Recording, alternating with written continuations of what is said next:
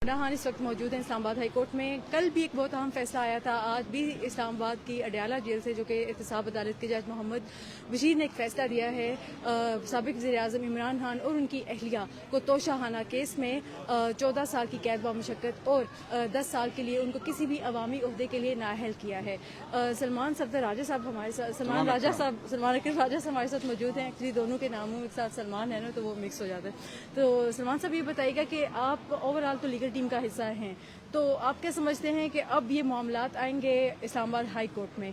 तो पहले तो ये बताइएगा कि दोनों जो मुल्ज़मान हैं वो अदम मौजूदगी में कमरा अदालत में उनको सज़ा दी गई है, तो इससे अब कितना फ़ायदा होगा? देखिए, अपील में बिल्कुल फ़ायदा होगा। ये तमाम मुकदमात जिस तरीके से चलाए जा रहे हैं, जिस तरह फैसले किए जा रहे हैं, ये मज़ाक़ा खेज़ है। ये कोई सिर्फ इसमें मैं गलती नहीं कहूँगा, सही लफ्ज़ यही है, मज़ाक़ा खेज़।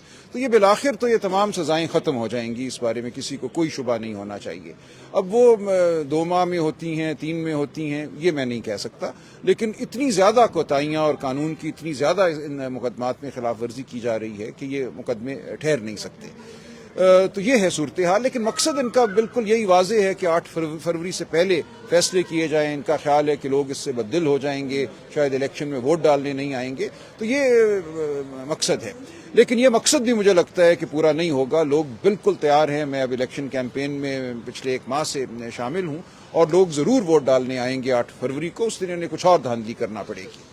तो अभी तो तहरीरी फैसले भी नहीं आए, ना कल वाले फैसले का आया है और अभी आज वाला तो यकीनी तौर पर अभी आया है। तो अब आप क्या समझते हैं कि मतलब do you guys have enough time, इतने दिन हैं कि इस्लामाबाद हाई कोर्ट से कुछ रिलीफ मिल सकता है या नहीं? देखिए, टाइम तो यकीनन है।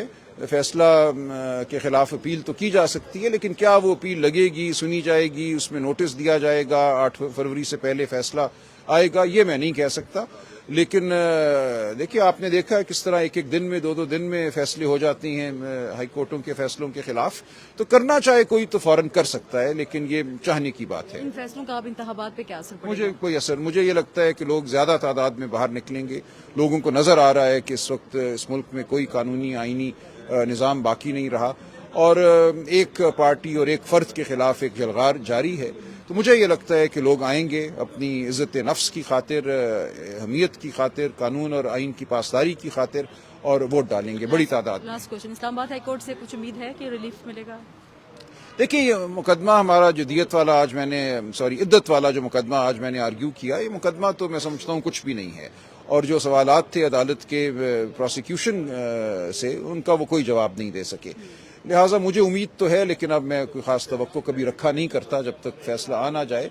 लेकिन बहरहाल मुझे लगता है कि ये मामला आगे नहीं चलना चाहिए, जो कंप्लेंट है इसको क्वाश होना चाहिए। बहुत शुक्रिया सलमान अकरम राजा साहब जी। बिल्कुल, अब जो तहरीक इंसाफ के जो बानी PTI हैं इमरान खान और उनकी अहलिया बुशरा बीबी, उनको जो सज़ा हुई है तो शाहाना नैब केस में, वो मामलात और इससे एक दिन कबल जो सज़ा हुई थी इमरान खान को साइफर केस में, अब वो सब मामलात आएंगे इस्लामाबाद हाई कोर्ट में। ऑलरेडी यहाँ पर दरख्वास्तें तो आ चुकी हैं, लेकिन अभी तक तहरीरी फैसले नहीं आए। तहरीरी फैसले आएंगे, समाअत मुकर्रर होगी। अब ट्रायल कोर्ट से मामलात अब आगे बढ़ चुके हैं, अब हाई कोर्ट की बारी है। अब यहाँ पर उनको रिलीफ मिलता है नहीं मिलता, PTI के वकला उस हवाले से कुछ खास पुरुम्मीद नहीं है। इंडिपेंडेंट रूप से अब तक के लिए इतना है।